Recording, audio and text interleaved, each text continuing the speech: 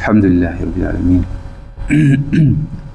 Alhamdulillahi rabbil alamin wa afdalus salatu wa taslim ala sayyidina Muhammadin khatamin nabiyyin wa ala alihi wa sahbihi ajma'in. Inshallah leo tutapitia kuelezea wajibatul haji wa haraka inshallah. Tajaribu kufupisha kwa sababu ya wakati. Kama wakati hautotukubali inshallah itabidi na kesho siku ya Arafa tuweke wakati mwingine mfupi wa kufikia kwenye lengo letu inshallah. Taib, tukiangalia leo wajibatul haji, hizi zile ambazo tumeeleza wajibat. Ukiacha haji yako inasihi, lakini unalazimika kufanyaje? Kuchinja kama fidia yako. Lakini kuacha hizi miongoni mwa wajibat, haji yako inasihi lakini pamoja na fidia. Taib, ni zipi hizo wajibatul haji? Tumetaja arkan. Tumeona kwamba arkan huna budi kutekeleza wala huwezi kuifidia kwa kuchinja. Ikikupita arkani lazima ufanye haraka uirudie, bila hiyo haji haisihi. Lakini hizi wajibat biduniha yasihu alhajj, yani biduniha fahamu, lakini maal fidia pamoja na kuchinja. Taib, wajibatul haji sittatun. Ya kwanza ni kaunul ihrami min almiqat, tasaja kwanza. Ya pili ni almabitu bi Muzdalifa, kulala Muzdalifa. Ya tatu ni ramyul jamratil aqaba, kuachilia mawe madogo katika jamratul aqaba. Ya nne ramyul jamarati thalathi ayyama tashrik, pia kuachilia mawe madogo katika jamarati tatu. Tutakuja kuzielezea hizo jamarati tatu ni zipi katika masiku ya tashrik. Ya tano ni almabitu bimina layali ayami tashrik, ni kulala Mina katika masiku ya tashrik. Ya sita ni tawaful wadaa, tawafu ya kuaga.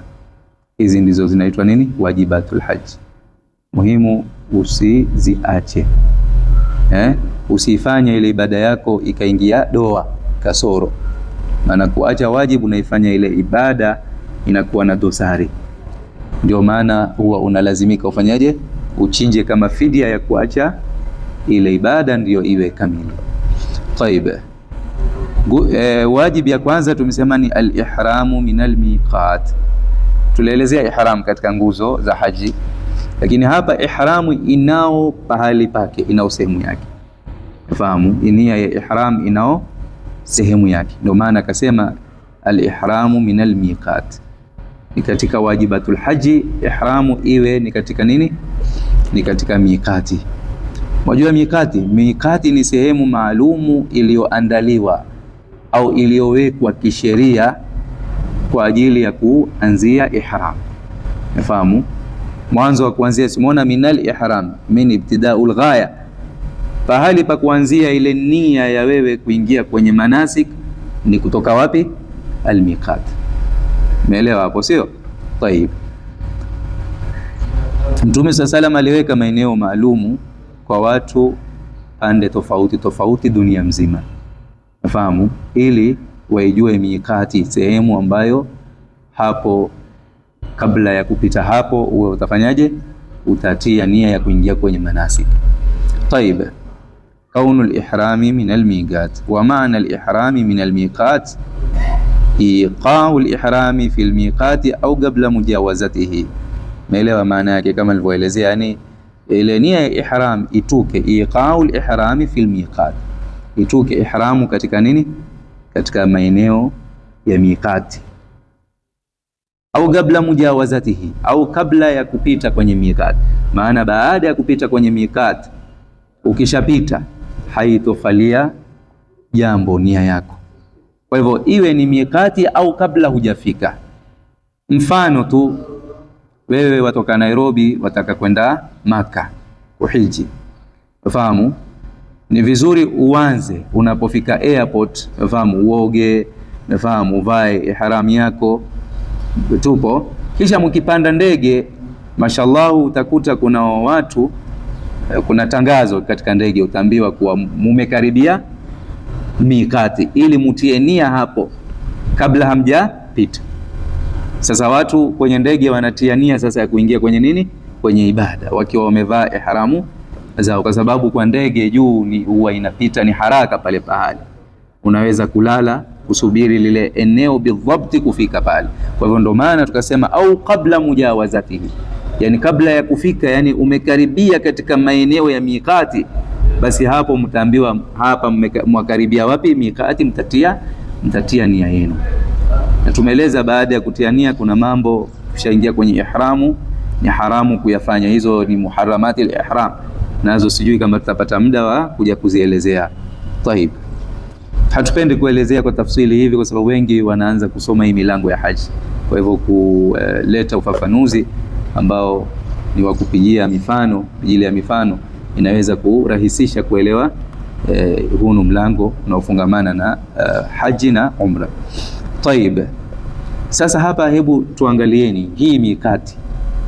Kuna vigawanyo vya mikati, aksamul mawaqit, vigawanyo vya mawaqit, yani wakati unaoruhusiwa kuingia katika nini, katika ihram.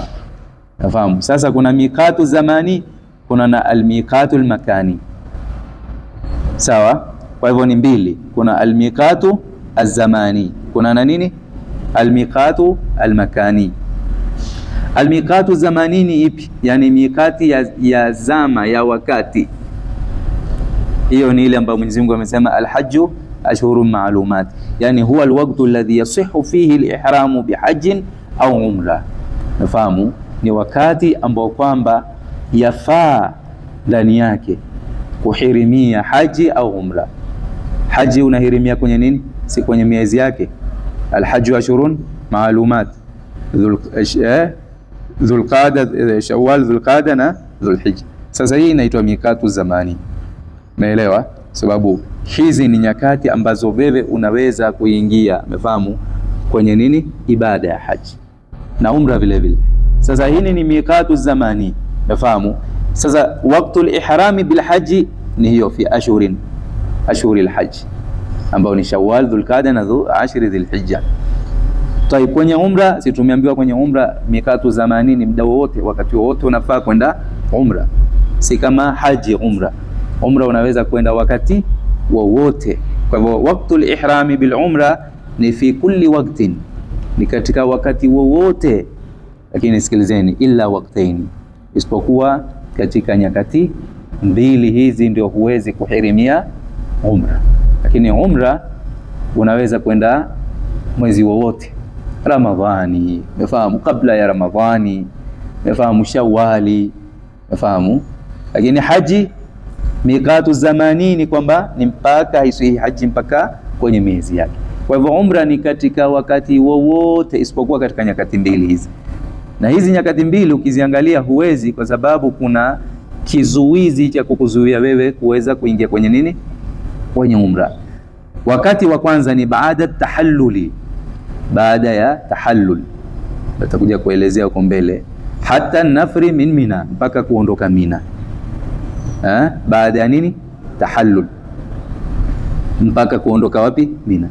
Kwa sababu gani wasema hapa? Kwa sababu itakuwa kuna amali, kwa kuwa bado kuna mabaki ya haji, yani amali za haji, ndio maana hairuhusiwi wakati huo kuanza umra mpya, kuianzisha umra mpya. Huwezi kutia nia ya umra wakati huo, kwa sababu bado uko ndani ya mfumo wa haji. Ndio maana huwezi kufanyaje, huwezi kutia nia ya kufanya umra wakati huo, lianahu bagi alayhi amalun min amali alhaji. Tayib, ya pili ni idha kana muhriman bilhaji, yani ikiwa mtu amehirimia haji. Tumeeleza kule kwenye zile manasik kuna alqiran, alifrad ni ipi? Kwanza ni kuipokesha ile haji. Baada ya haji sawa, wewe utafanya umra au hutofanya umra, nafahamu. Sasa hii ikiwa mtu amehirimia haji, fala yajuzu lahu an yuhrima bil umra, hafai yeye kuhirimia umra, nafahamu, kwa sababu tayari ashahirimia haji. Kwa hivyo fala yudkhil al umra ala al haji, huwezi kuingiza umra kwenye haji. Lakini waweza kuingiza nini? Huwezi kuingiza umra kwenye haji. Ndio maana kuna masala yasema vipi, la yajuzu idkhalu al-umra ala al-hajj, haifai kuingiza umra katika nini, haji. bi khilafi idkhali alhajj ala alumra, kinyume na kuingiza haji kwenye nini, kwenye umra. Yafaa, tuleleza huko nyuma, fa huwa jaiz, sababu hapa lidhuhuri alfaida min idkhali alhajj ala alumra, hapa kuna faida ya kuingiza haji katika umra, na maelezo yake tuleleza. Haya itakuwa ni kukariri, lakini tuelewe kwamba ikiwa umehirimia haji, basi fala yajuzu lahu an yuhrima bil umra, huwezi ufahamu mpaka umalize nini, mpaka umalize haji. Wazi? Kwa hivyo katika nyakati kama hizi mbili ndio huwezi kuhirimia umra, lakini wakati mwingine wowote unaweza kuhirimia umra katika mwezi wowote. Wazi? Hiyo inaitwa nini hiyo? Almiqatu azamani. Sasa hebu tuangalieni hii ni sasa kwa makini sasa, na hapa ndipo watu wanatatizika sana au wanatatizika ovyo. Ya pili katika aksamul mawaqit, baada ya kutaja almiqatu zamani, kuna almiqatu almakani. Miqati ya nini? Ya sehemu, ya pahali. Ni ipi hiyo? Huwa almakanu alladhi yasihu fihi alihram, ni sehemu ambayo yasihi katika sehemu hiyo kufanyaje? Kuhirimia, yani kuhirimia haji au umra.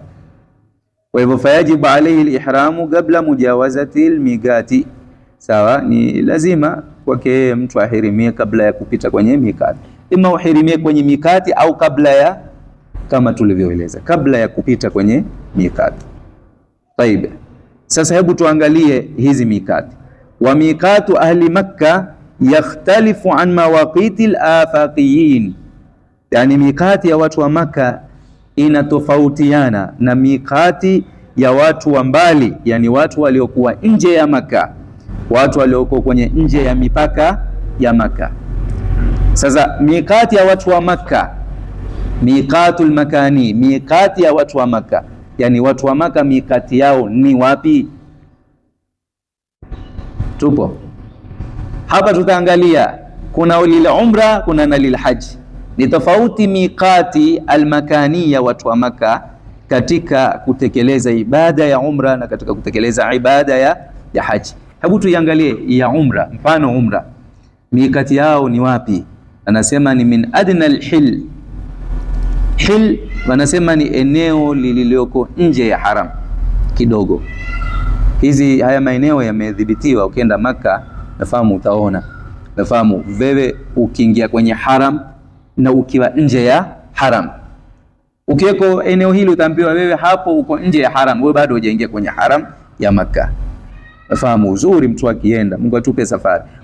Ukienda kuona kwa macho yako, hii ndio ilmu ambayo ni hiyo ilmu al-yaqin. Utakwenda kuona kwa macho yako na utaelewa kabisa. Lakini hivi kukueleza pia itakusaidia baada utakapokuja kufika huko, utakwenda kuelewa, oh, hii ndio ile tulilokuwa tukiambiwa sisi. Kumbe hapa ndio kwaitwa al-hil. Hapa wewe ina maana uko nje ya nini? Nje ya mipaka, yani uko nje ya maeneo yaliyokuwa nje ya nini? Ya haram. Sasa kuna adna. Sasa hii ni kwa ajili ya umra, wasema min adna al-hil, yani ni kutoka sehemu ya karibu ya eneo lililo nje ya haram. Hiyo ndio mikati ya watu wa Makkah, nafahamu, kwenye umra. Tena hapo hil min ayi makani minhu, yani kwenye hiyo hil sehemu yoyote. Sehemu ina maana hawa watu wa Makkah wakitaka kufanya umra lazima watoke nje kidogo, ndio watie nia ya ihram, kisha warudi kwenye nini? Haram. Unaelewa? Kama kifundishwa haya kwenye muda, nafikiri pengine huwaingia kwa huko ikitoka kwa masikio mengine. Naona wengine wameanza kufurahi. Siraji, imeeleweka sio? Taib. Kisha pia katika adna al-hil kuna ubora wa wewe kuwa katika maeneo hayo. Wal afdalu ni al-jirana. Sehemu hii inaitwa al-jirana. Shukuruni simu yangu ina record, lakini ningeliwaonyesha hizi zote mpate kuona. Lakini si tatizo kwa anayetaka kujua baada ya darasa, au wakati mwingine mtu anaweza, ustadhi ni ipi hiyo jirana, hebu nionyeshe. Pengine wajue hata Hijru Ismail, utuwaonyeshe, kwa sababu wanafunzi hawaruhusiwi hapa kwa na simu. Ingekuwa si wanafunzi hapa, ingekuwa darasa ya kawaida, tungewaambia watu kwenda kufanyaje, kitoka hapa nendeni nyumbani mkaangalie. mkasearch kwa YouTube au hata kwa simu yako ina YouTube, Google, utaonyeshwa. Sasa bora miqati ya watu wa Maka umra ni waanze wapi? Katika min adna al-hil al-Jirana, sehemu inaitwa nini? Al-Jirana. Hii ni sehemu ahrama minha sallallahu alayhi wasallam baada Hunain, baada ya vita au waqia tukio la Hunain, Mtume sallam alikwenda akafanya nini? Kahirimia umra akiwa wapi? Katika maeneo gani? Ya adna al-hil, kwenye al-Jirana, sehemu kama hii. Thumma Tan'im, na hii inaonyesha ubora kwa yule ambaye atahirimia kwenye miqatul makani. Nafahamu kwenye hii ni adna al-hil, Jirana ni bora kuliko Tan'im. Na hii Tan'im si kwa haina ubora, inao ubora. Ubora wake ni upi? Amara sallallahu alaihi wasallam sayyidatina Aisha an tuhrima minha, hii alimwamrisha Mtume sallam kabisa sayyidatina Aisha ahirimie akiwa wapi? Akiwa wapi? Tan'im. Nafahamu masjid gani? Msikiti unaojulikana kwa jina gani? Kuna msikiti hapo unajulikana kwa jina gani? Masjid Aisha. Taib, kisha kuna thumma al-Hudaybiyah, sawa, ambayo hii ni Hudaybiyah. Mtume sallam alitaka hamma an yuhrima minha, alitamani, alitaka kuhirimia pahali kama hapo. Kwa hivyo watu wa Maka miqati au makani kwenye ibada ya umra ni wapi? Ni min adna al-hil. Nafahamu maeneo ambayo yako nje ya nini? Ya haram ya Maka. Tupo lilhaji, si min adna al-hil. Nafahamu ikiwa wanahirimia kwa ajili ya haji, wataka kuingia kwenye ibada ya haji, nia yao ni min Makkah nafsiha. Nafahamu, yani hii haihitaji kutoka hil kwa ajili ya haji, bali pale pale Maka, pale pale Maka ndio nini? Mikati yao. Min baitihi ni kuonesha mfano, ikiwa ni nyumbani kwake mtu anaweza kutia nia ya haji na wana raha hawa, au min almasjid, wakiwa wako kwenye msikiti mtakatifu wa Maka, au msikiti muhimu wako kwenye nini? Wako Maka. Nafahamu hata hotelini pia vile vile, mtu kwa hotelini anaweza kutia nia na kaanza ibada yake hapo. Taib, wa man bainahu wa baina Makkah aqallu min marhalatayn, na yule au wale ambao wako kwenye umbali baina yao na baina ya Makka chini ya marhalatayn. Marhalatayn ni kiasi gani kwa kilomita? Wamekadiria ni kwenye kilomita 80, 83 au 90 mpaka 90. Kwa hivyo yule ambaye kwamba baina yake yeye na baina ya Makka yani hawako umbali sana, ni uchache wa marhalatayn, hao fayuhrimu min makanihi fil haji wal umra. Nafahamu ka ahli Madina Jidda, kama watu wa Madina vile Jidda, basi hawa ambao wako umbali chini ya kilomita 80 au 90, nafahamu. Kwa hivyo fayuhrimu min makanihi, nafahamu watahirimia pale pahali ile sehemu ambayo wao wako katika haji na katika umra, ka ahli Madina Jidda. Sawa. Haya, hii ni ya kwanza kwa watu wa Maka. Hebu tuangalie miqatul afaqiyin, nafahamu ya haji na umra kwa watu tuseme kuna ya Lamlam. Hii ni kwa ajili ya watu wa Yemen, maarufu sana, watu wanaijua hii ni mikati gani? Mikati ya Lamlam, yani mikati za watu wanaotoka nje ya Maka, yani maeneo mbalimbali katika dunia. Sasa tukiangalia ya Lamlam, hii ni mikati ya watu wa Yemen, sawa, na watu wa Afrika Mashariki pia vile vile, Kenya, Tanzania. Fahamu hii inawahusu kwa sababu ya ile bahari gani ya Indian Ocean ambayo inawakusanya wao katika hili behewa au njia au barabara ambayo wao huwa wanapita. Umefahamu? Hili ndio eneo ambalo ndilo la kupitia ambalo ni rahisi kwa watu wa Afrika Mashariki. Wa huwa bigurbi qaryatin tusamma Saadiya, yani ni ipo karibu na kijiji kinachoitwa Saadiya. Hii ni ya Lamlam, iko karibu na kijiji kinachoitwa Saadiya. Hakisha kuna na Qarnul Manazil, hii ni ya watu wa Najdi. Qarnul Manazil, watu wa Najdi, yani maeneo ya katikati ya Arabuni kama Riyadh, kuna na maeneo mengine ya Arabuni, sawa. Lakini hii ni Qarnul Manazil, siku hizi watu yani inatambulikana kwa wakati huu. Kwa sasa hivi watu wanaijua ni Qarnul Manazil kama nini, Sailil Kabir. Utaona pia wameandika Qarnul Manazil kisha wameweka ile wanaita nini, Asailul Kabir, Asailul Kabir. Kisha kuna mikati ya Dhatu Irqin, hii ni kwa ajili ya watu wa Iraki au wanaokuja kupitia njia hiyo. Mikati yao watu wa Iraki ni inaitwa nini, Dhatu Irqin. Taib, hii ni inasemekana iliwekwa na Sayyidina Umar bin al-Khattab kwa ijtihadi yake, haikuwekwa na mtume. Hii mikati hii haikuwekwa na mtume, iliwekwa na nani?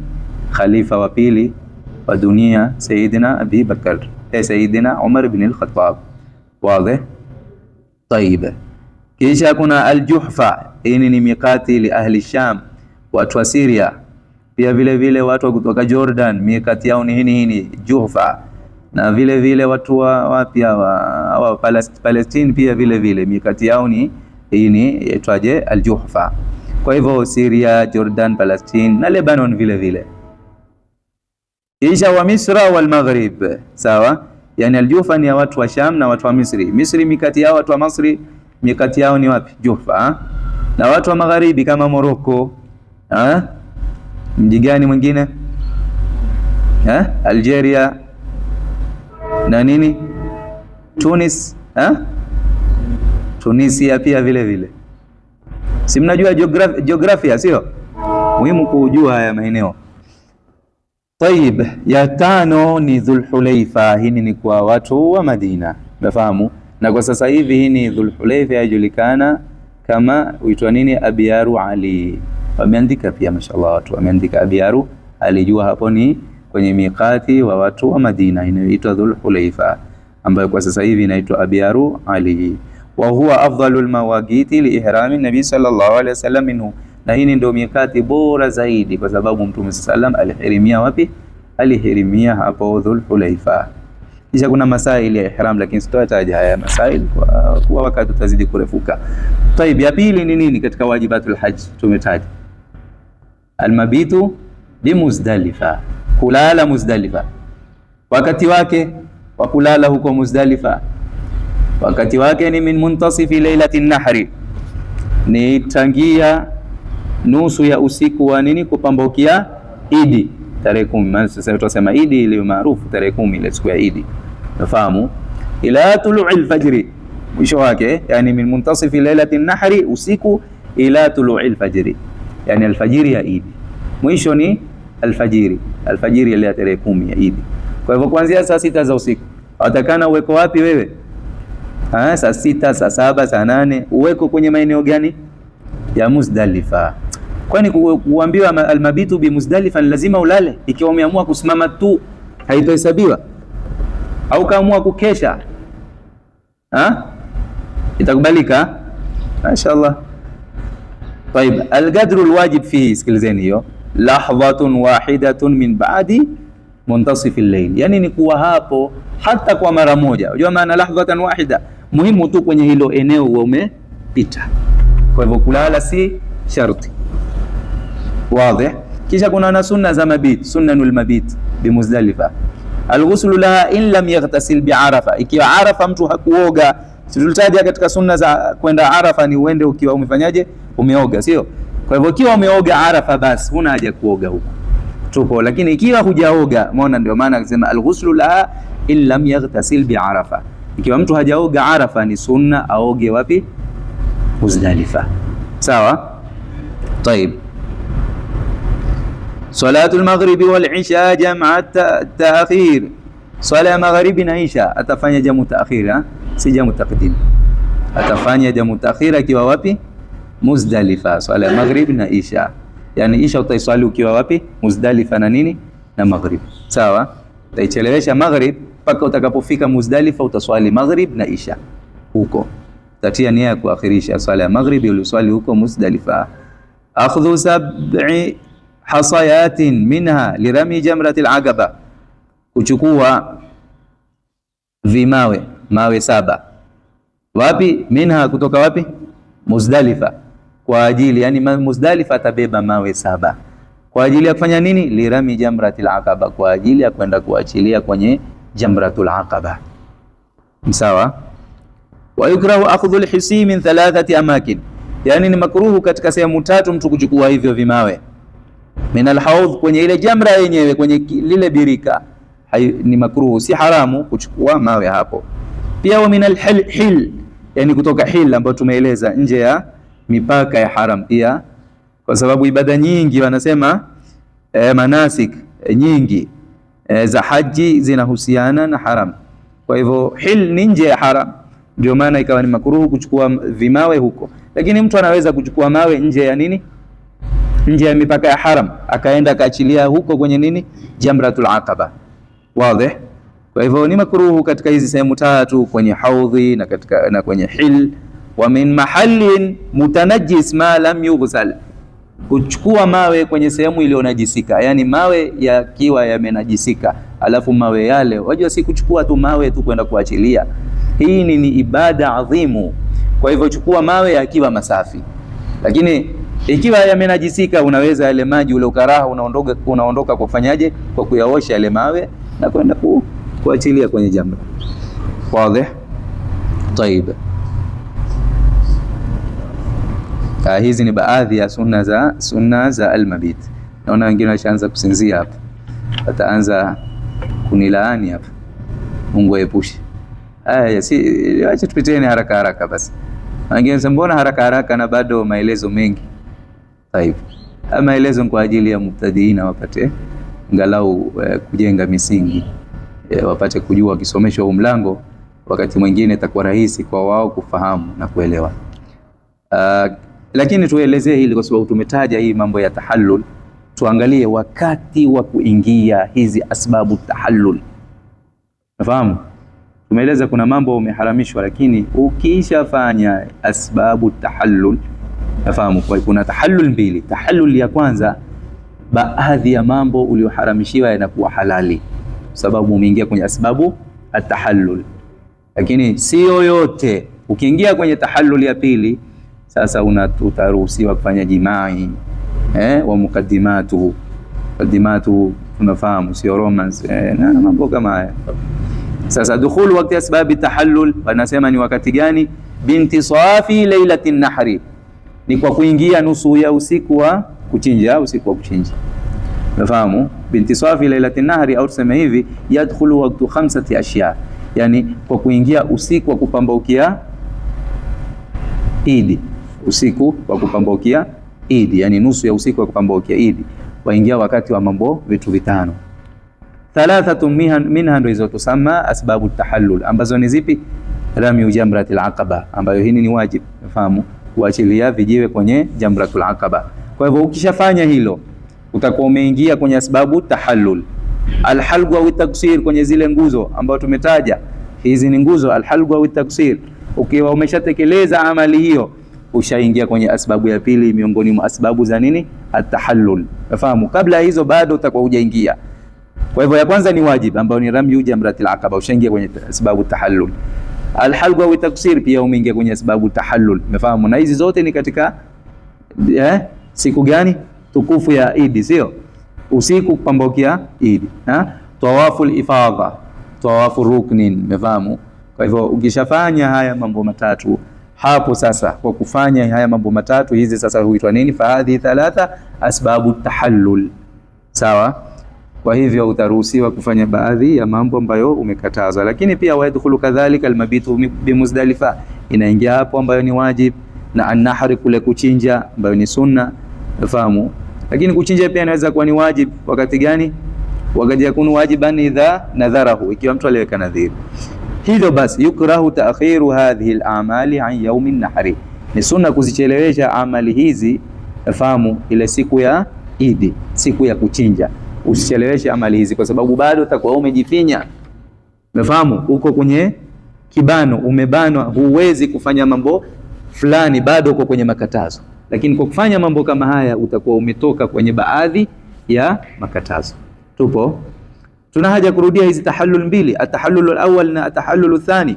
Atahallul thani ni ile ambayo mafaa kufanya yaliyokuwa haramu, nafahamu, makana haraman hata nisa, nafahamu, Lakini hadha idha saa baada tawaf alqudum, ikiwa alifanya sa'i baada tawaf alqudum. Hii ni muhimu nukta. Ikiwa alifanyaje? Alisa'i baada ya tawaf alqudum, yani baada ya tawaf alqudum ya kuingia Maka, hakuchelewa. Alifanyaje? Alifanya sa'i, sio kwa ameenda Arafa, hapana. Lakini fa idha lam yas'a, ikiwa bado hajasai, basi lam yatahallal tahallul thani, hapo bado hahalaliki huyu, nafahamu, hatoki kwenye ile ihram yake, umefahamu, kwenye tahallul thani, illa idha sa'a baada tawaf al-ifadha, mpaka akiwa amefanyaje? Amesai mpaka asai baada tawaf al-ifadha, yani tawaf ar-rukni. Kwa hivyo huyu atakuwa amechelewa kidogo mpaka afanye tawaf al-ifadha. Na bado pia wa baada al-halqi war-rami, na baada ya kunyoa na baada ya kuachilia nini? Mawe. Hapo sasa ndio atakuwa ameshaingia kwenye tahallulu thani. Wazi? Tayib. Ya tatu miongoni mwa mambo ambayo ni wajibatul haji ni rami jamratil aqaba. Pia hii huitwa jamratul kubra, kuachilia mawe 7 kwenye jamratul aqaba. Wakati wake, angalia wakati wake, haya mambo mengi. Wakati wake uingia wakati gani? Muntasifi lailatin nahri, ule nusu ya usiku, yani saa 6 kule za usiku, kuingia kupambaukia nini? Idi. Ila ghurubi shamsi akhiri ayami tashrik, wakati wake ni mrefu mpaka kuzama jua mwisho wa masiku ya tashrik. Kisha pia kuna shurutu rami jamratil aqaba, kuna masharti ya kwenda kuachilia mawe 7 kwenye jamratul aqaba.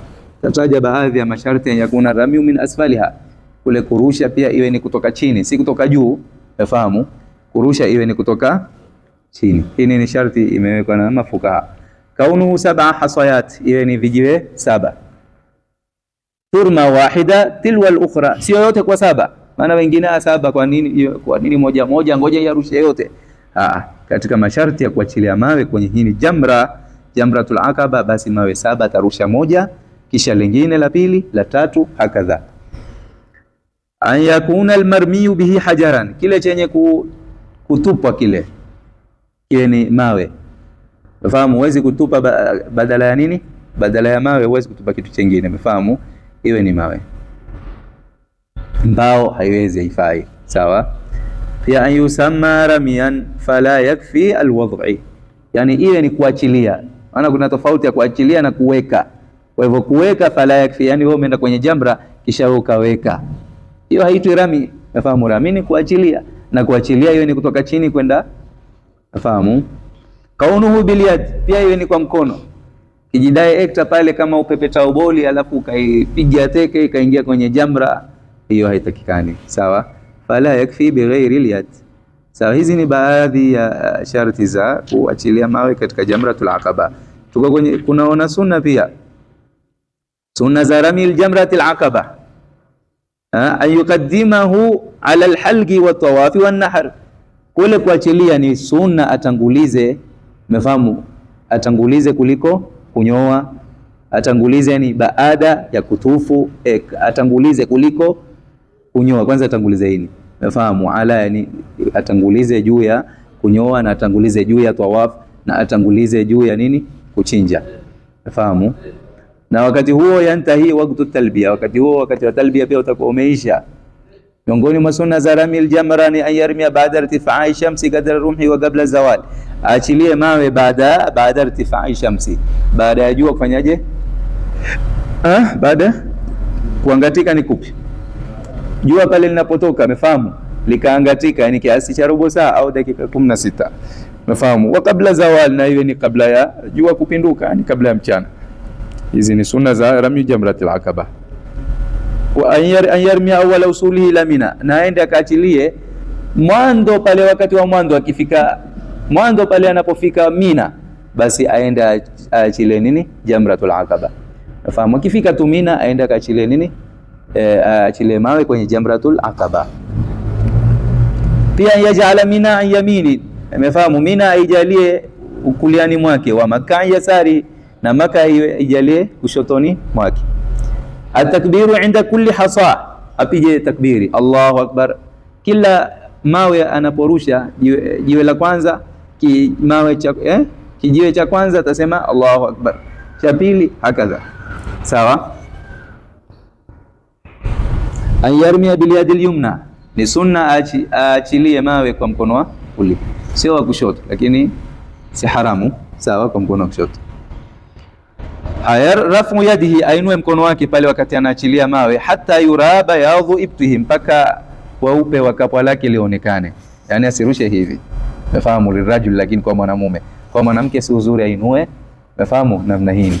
Yani wewe kwa mwanamume inua mkono kurusha mawe mpaka weupe wa kapwa lako lionekane, sawa, hivyo. Kwa mwanamke si mwanamke, si sunna inue juu, sawa, mwanamke astiri.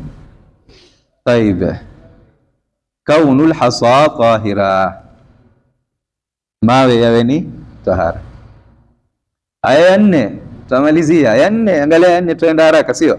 Ya 4 ni ramyul jamarati 3 ayyam tashrik, sawa, kuachilia mawe ngapi? 7. Fahamu kwenye jamarat 3. Sikilizeni sasa, kuna jamratul uqba ile ishaisha, Mina, umefahamu? Kisha kuna na jamaratu 3. Jamara ngapi hizi? Zaitwa jamarat. Kuna hizi jamarat, kuna sughra, kuna usta, kuna na nini? Kubra. Usta mawe 7. Nini? Sughra mawe 7. Usta mawe mangapi? 7. Kubra mawe mangapi? Hizi ndio jamarat 3. Kwa hivyo atakuwa amerusha mawe mangapi? 7 times 3 ni ngapi? 21. Si lazima ufikirie, ukishaambiwa tu 7 times 3 usiseme 7 times 3. Umefahamu 7 times 3 ni ngapi? Sema ni 21. Sawa? Skuli inaonekana mzigo, ha? Sawa? Haya, wakati wake min zawali kulli yawmin min ayami tashriq ila ghurubi shamsi al-yawm al-thalith 'ashar. Wakati wake ni tangia. Umefahamu? Angalia, zawali kulli yawmin, umeona, kila siku katika masiku, min ayami tashriq, mpaka wakati gani? Ila ghurubi shamsi al-yawm ngapi? Al-thalith 'ashar. Siku ya 13 ni siku ya mwisho kutoka kumalizika siku ya tashrik. Unafahamu? Kwa hivyo jioni, ile jioni wakati wake utakuwa umekwisha kwa kutoka masiku ya tashrik, na wakati wake utakuwa umekwisha. Kwa hivyo fayadkhulu ramyu al-yawm al-awwal. Unafahamu, siku ya kwanza katika masiku ya tashrik ambayo ni tarehe 11, wakati wake ni min zawali shamsi hii. Unafahamu? Angalia siku ya kwanza katika tarehe 11, wakati wake ni kutokea pale jua linapofanyaje? Linapopinduka, wakati wa mchana. Taibu, yastamiru ila akhiri ayami tashrik, bado wakati wake unaendelea mpaka mwisho wa ayamu tashrik. Haya, yadkhulu ramyu al-yawm ath-thani, siku ya 12 pia. Umefahamu, wakati wake min zawali shamsi vile vile, yastamiru ila akhiri ayami tashrik, tangia jua kupinduka mpaka mwisho wa siku ya tashrik. Hiyo ni yadkhulu ramyu al-yawm ath-thalith, ya siku 13 sasa hivi, yani mwisho wa ayami tashrik. Inaingia wakati gani wa rami? Min zawali shamsihi ila ghurubiha, tangia jua kupinduka mpaka jua kuzama la ile siku ya 13. Wazi? Kisha pia hii kuachilia jamarat, kuachilia mawe katika jamarati hizi 3, kuna wakati fadhila. Wakati fadhila ndio hunu wakati ambao ni baada zawali, umefahamu? Wal afdal pia vile vile ni kabla salati dhuhri, si baada salati dhuhri. Kisha kuna wakati al-ikhtiyar ambao ni ila al-ghurub, mpaka kuingia magharibi. Kisha kuna wakati jawaz ni ila ghurubi shamsi akhiri ayami tashrik. Nafahamu? Kwa hivyo wewe tapilia kwenye wakati al-fadhila pale baada zawali, kabla ya swala dhuhuri wewe ndio kaachilie mawe. Lakini unapokwenda wakati mpaka, umefahamu, kuzama jua, hiyo utakuwa umeingia kwenye wakati al-ikhtiyar. Unapokwenda mpaka wakati al-jawaz, sasa ule wakati ambao umeruhusiwa, wakati ambao umekwenda zaidi, umekwenda mbali zaidi, hapo sasa ni ile ila ghurubi shamsi ayami akhira ayami tashrik. Sawa? Taib, shurutu rami al-jamarat ath-thalath, kuna masharti ya kuachilia mawe kwenye jamara hizi 3. Antakuna baada rami jamratil aqaba, yani hizi jamarati 3 kwenda kuachilia mawe huwezi kutanguliza kabla ya jamratul aqaba. Tumsema kwanza ni jamratul aqaba, utakwenda huko uachilie mawe. Baada ya hiyo jamratul aqaba ndio utakuja huku sasa kwenye hizi jamarati 3. Lakini huwezi kutanguliza kwenda kuachilia mawe kwenye jamarati hizi 3 kabla ya nini? Au baada? Kabla ya. Kwa hivyo kabla inayotangulia ni jamratul aqaba, kisha ndio hizi jamaratu 3. Wazi?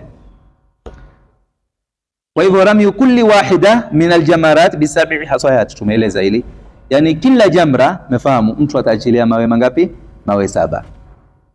Na mawe 7 ni vile vile kama tulivyoeleza kwenye jamratul aqaba, ni wahida tilwa al-ukhra, moja kufuatia lingine. Kisha pia tartibu rami baina aljamarat, sikilizeni vizuri. Katika kwenda kuachilia kwenye jamarat kupatikane mpangilio, umefahamu? Yani atartibu baina aljamarat. Vipi? Fayarmil ula, ataenda kwenye as-sughra ambayo ni sughra, jamratu sughra. Hataenda kwenye usta wala kubra, ataanza na jamratul ula ambayo ni sughra. Atakwenda hapo, ataachilia mawe 7. Akitoka hapo atakwenda wapi? Thumma thania wa hiya al-wusta, sawa. Atakwenda kwenye jamra nyingine ya kati ile al-wusta ya kati na kati, ataenda huko, ataachilia mawe 7. Thumma thalitha wa hiya al-kubra, kisha atakwenda kwenye jamra ya ngapi? Ya 3, unafahamu, ambayo ni kubra. Unafahamu, hii inaitwa jamratul, wa hii kubra pia inaitwa al-musamma jamratul aqaba. Wazi? Tayeb. An yakuna rami baada zawal, katika masharti ya rami kwenye jamarat 3 iwe ni baada zawal, sio kabla zawal. Kaunul marmi bihi hajaran, kama kule, yani kinachoachiliwa kiwe ni jiwe. Pia an yusamma ramian, iwe inaitwa kuachilia, sio kuweka alwadhaif, haitoshelezi. Kaunuhu biliyad, kama kule tulivyosema, iwe ni kwa mkono, sawa, kwa mguu haifai, sawa. Isabatul marma yaqinan, pale unapoachilia mawe pasibu pale, umefahamu, sio karusha pahali pengine, isibu pale pahali. Inshallah hizi ni baadhi ya masharti ya nini, ya kuachilia mawe kwenye jamarat. Kisha kuna usuna nuramil jamarati 3.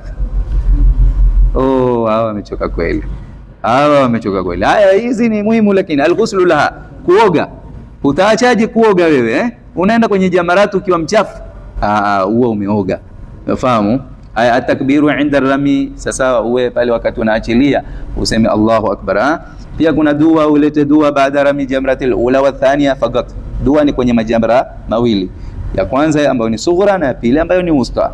Duna thalitha, kwenye jamratu thalitha uleti dua. Pia istiqbalul qibla, sunna na adabu za kwenda kuachilia mawe, uwe umeelekea qibla, tunaachilia mawe kwenye jamra. Tumbakisha ngapi? 2. Haya, alkhamis almabitu bimina, kulala Mina. Ndugu zangu, kulala wapi? Mina. Layali ya ayami tashrik, kwenye masiku ya tashrik ambao ni tarehe 11, 12 na 13, ni wajib uende kalale wapi? Ukalale tashrik, ukalale Mina. Kweli akili zimechoka ya Rabbi, ya Allah nisaidie ya Rabbi. Haya, wakati wake min ghurubi shamsi ila tulu'il fajri. Pia hivi kwenda haraka si katika kupenda kwangu, kwenda haraka, sipendi kumsomesha mwanafunzi nikiwa naenda haraka, lakini inshallah mtaelewa. Haya si masala mageni wala si masala mazito, na Mungu akiwapeka huko ndo mtakwenda kuelewa zaidi. Sasa angalia, wakati wa kulala Mina unaingia wakati gani? Min ghurubi shamsi ila tulu'il fajri, tangia kuzama jua mpaka kuchomoza alfajiri. Masiku gani hayo ya tashrik?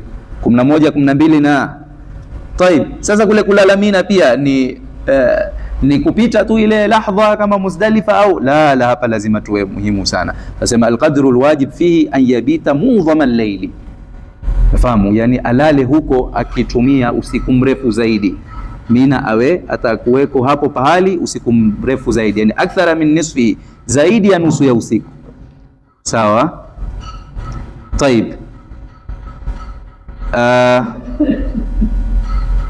Kuna masala hapa, lakini inshallah mengine inshallah mtakuja kuyajua wakati mwingine. Haya, naona wengine ustadhi haraka nikaonyesha hataki kusikia sunna zingine zilizosalia wala mambo mengine. Haya, 6 ya mwisho ya 6 ya mwisho ni tawaful wadaa, tawafu ya kuaga.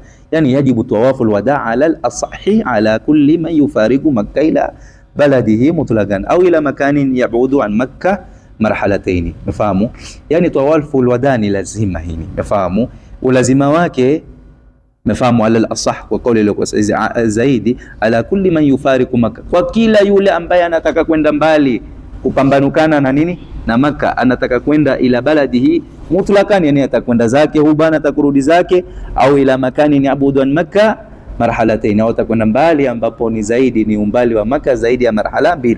Mfano unataka kutoka Makkah, unataka kwenda safari sasa ambayo itakuwa ni mwendo wa zaidi wa marhalatayn, kilomita 80 huko na 3 au 90. Kwa hivyo hapo unaweza kufanya nini? Tawaful wadaa. Unafahamu, hizi ni wajibatul haji. Kuna mengi ya kuzungumzwa hapa, lakini sikupenda pia kuwachosha hivyo. na inshallah Mwenyezi Mungu atuandikie kabuli kwa jinsi ambavyo tumekusanyikana pamoja, na wengine hatukuwa bana sana, lakini wenyewe wamekuja kutusikiliza. Tulitaka tu wale wa kumalizia na wale ambao wana fasulu za juu wahudhuria hii ni darasa pate kustafidi, na alhamdulillah wamehudhuria. Haikuwa ni darasa ya wajib, lakini tumeifanya kama wajib ili wasikose kujua haya. Inshallah Mwenyezi Mungu kwenye mapungufu atusamehe. Yeye tumetabaruku kwenye masiku haya ya Dhulhijja, galau kuzungumzia machache yanayofungamana na ibada tukufu kama hizi mbili, haji na umra. Mwenyezi Mungu atujalie kwa miongoni mwa watu wa ikhlas. Mwenyezi Mungu atusamehe sisi na wazazi wetu, na ijalie njia yenu ya sahali ya huku kutafuta elimu, na inshallah nyinyi ni maghfurina, mmesamehewa, mko kwenye ainur ridha, mko kwenye jicho la radhi za Mwenyezi Mungu Subhanahu wa Ta'ala. Inshallah na nyinyi pia mtuombe dua zenu. Mwenyezi Mungu atupe kila la khairi na atuepushe na kila shari, atujalie kuwa miongoni mwa wale minalladhina yastami'una alqawla fayatabi'una ahsana wal afwa minkum.